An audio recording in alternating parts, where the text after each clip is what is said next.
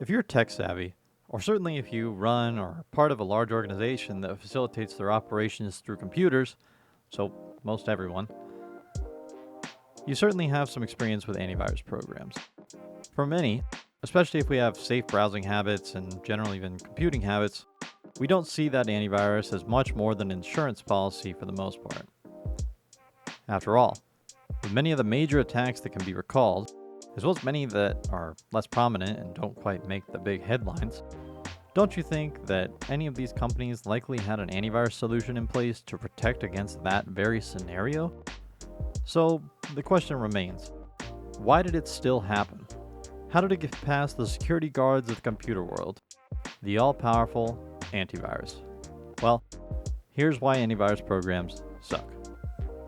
Hi everyone, my name is Seth with Seth on Security, where we talk about cybersecurity topics and break down complex technical discussions into smaller pieces, and then talk about the ethical and legal implications and effects on our daily lives. If you enjoy the videos I bring, please like the video, leave a comment below about what you'd like to see next. Thank you guys for watching. With that, let's talk about antivirus programs. Let me start by saying that antivirus programs have their value, and they do stop attacks all the time, especially at an enterprise level, which is much more frequently targeted. Don't mistake this video for me saying that they are useless, like most password policies. They're not. If you aren't sure what I'm talking about, check out my video on why password policies are actually useless. No, antivirus programs are not useless, but they do have a lot to be desired. As a security practitioner, this can make our jobs a lot more work. It isn't even necessarily the issue of the antivirus, besides it potentially becoming a more dated way of detecting threats, so much as it is how many ways there are to get around them in the first place. But then again, if the antivirus program was even more authoritative in your computer, you can bet that it would probably cause more trouble and computer slowness than it already does. And that will cause its own headache in the mind of the person who paid for the product to protect them, but not hinder their productivity. Since we've done all this talking and haven't specifically defined what an antivirus, or AV, is, here's a definition. All it is a computer program that is used to prevent, detect, and remove malware. That's it. You can probably think of a few examples and maybe even have some on your computer right now, like McAfee or Kaspersky, Bitdefender, or Norton. Alright, we got that out of the way. One side note on this, Malwarebytes, which is an incredibly popular program for anti-malware, is not an antivirus. They have an antivirus program, but the free Malwarebytes anti-malware, that's not an antivirus. Just something that seems like a common misconception. All viruses are malware, but not all malware are viruses. Alright, we got that down. The first issue with antivirus solutions is that they require constant updating to stay relevant. Let me explain how an antivirus works briefly. AV vendors build huge databases of known malware, trojans, worms, and other threats that are based on signatures of those pieces of software. Then, the antivirus works by scanning files on your computer system or network traffic that is both outgoing and inbound to your computer. It takes the scan results and looks for the signatures of the files and traffic it scanned against its big database of known bad stuff. If there's a match, you have a virus, and it takes the appropriate action. This is also why scans can take such a long time. There are some issues with that. In an enterprise context, if an endpoint is not able to retrieve the latest antivirus database update, it is not protected against the newest and emerging threats. New vulnerabilities and malware are released all the time.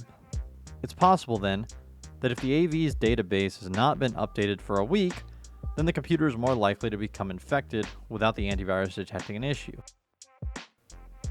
Of course, it can be fixed by just updating the database, but it's constantly a risk. In fact, to me it seems more likely that missing an update is more risky than that. Because most malware is detected by databases already, it incentivizes authors to constantly write and release new malware. Therefore, it may be more likely to come across these new ones as the old ones are already not as effective and detected. So that's one issue. Another is how these programs can easily miss malware or other malicious programs. It is somewhat easy for both authors and other market solutions to help disguise malware. Well, what is the market solution? Let's introduce packers. Now, not the Green Bay kind of packers, but a packer is a program that, well, basically just packs stuff. If you know about compression or zipped files, that's kind of like what a packer does. It takes a file, the malware in this case, and packs it or compresses it. It will then unpack the file when the program is ready to be executed. What this does is primitively, I would say quite primitively, obfuscates the malicious file, making it look harmless and therefore undetected by the computer's antivirus software. Boom. Easy enough, right? The thing is that packers are not inherently malicious. They were previously used to, as you can imagine, compress files so they're smaller and users don't have to manually unpack them to run the file. So this gave the advantages in file storage for the days of CRT monitors and 20 gigabytes of hard drive space. Malware started using packers for their integrity-changing properties of their files and to masquerade them as safe.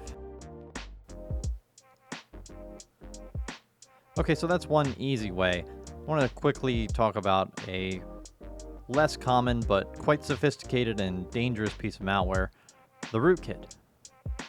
A rootkit, as the name implies, is malware that takes hold at the root level of the operating system, or below at the kernel level. The two types are user mode rootkits and kernel mode rootkits. By the way, the kernel is at the core of a computer's operating system, and generally it has complete control over everything in the system. It facilitates interactions between hardware and software components. So think about when a computer is trying to access a piece of hardware that it needs for resources. That's facilitated through the kernel. A full kernel controls all hardware resources like memory and input-output from your keyboard, all kinds of things. It's also concerned with resource allocation and utilization for different programs and the hardware. And it's present in all operating systems. So it's as low as it goes in terms of interacting with the hardware. Hopefully the visualization kind of helps with understanding where this kernel is. I know these are fairly complex technicalities, but I think they're required to mention to fully understand the implications of rootkits. I'll probably go and do a whole video on rootkits at some point because they're incredibly technical and also very interesting. But the quick brief here is hopefully just enough to get by. So now that we know what a rootkit is, we can better understand why antivirus programs are almost powerless against them, especially kernel level ones. Because rootkits are, well, rooted in the operating system, they can change what a user or other programs like an antivirus are able to see. For example, if a user runs a command that queries the kernel, aka it has to interact with something low level to retrieve information, the rootkit could choose what it returns back to the user or program because it has those kernel privileges. This is a big simplification of this process, but that's the main idea of the rootkit. It is great for evasion and also very hard to remove. If a rootkit takes hold in your system, the best way to get rid of it is to wipe the entire hard disk and just start from scratch. It's in there way too deep. Now, you don't necessarily have to constantly worry about a rootkit in your computer, fortunately. They require root, or the highest level privileges in the system, in order to inject into it. Sure, there's a lot of ways to perform privilege escalation that are beyond the scope of this, but it's definitely not necessarily a daily occurrence. Alright, just real quick, just one more way that antivirus programs can be circumvented is shutting down the antivirus service. So, since antivirus has to run as a process, just like everything else, it can be stopped by malware if it has the privileges to do so. Once shut down, the malware could deploy further capabilities like ransomware or rootkits without fear of alerting the user or an enterprise security team.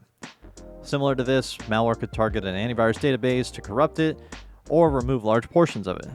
This way, the AV program won't work as intended, and the malware again can slip past the defenses. Boom, done.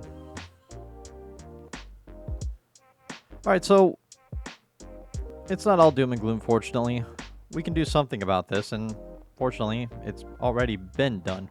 Again, antivirus programs are not pointless, but as you can see, there's quite a few ways around them, and some of which I didn't even discuss here. However, there are a lot of other ways of detecting malware that work very similarly to antivirus programs.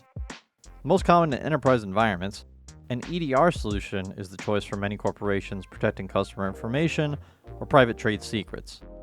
An EDR is an endpoint defense and response solution. It's like an antivirus, but behaves differently. An EDR doesn't use a database in the same way that an antivirus does. An EDR, instead of scanning and comparing to signatures like an antivirus, will constantly monitor program behaviors and react to suspicious ones. So, for example, if a ransomware malware executable file is opened onto a computer with an antivirus, it may detect the file and remove it immediately. Note, this is before the ransomware file was actually executed.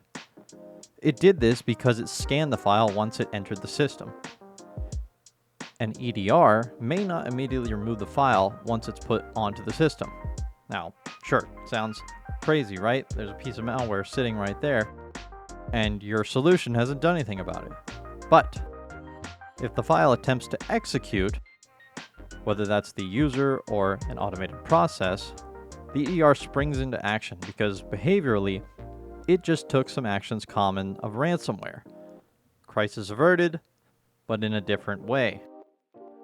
This makes these solutions highly driven on new threat intelligence, attacker techniques, and suspicious program behavior, instead of file-based signatures.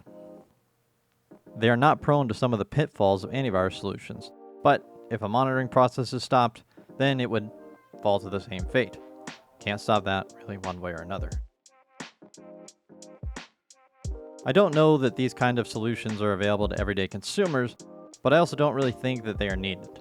Fortunately, everyday consumers are kind of small fish for most threat actors, and if you have a decent sense around computers and a basic safe internet practice idea, an antivirus is probably enough. This is also why the best defense and security is always awareness. I'm glad you stayed till the end. If you liked the video, please like it, subscribe, and thank you very much for watching.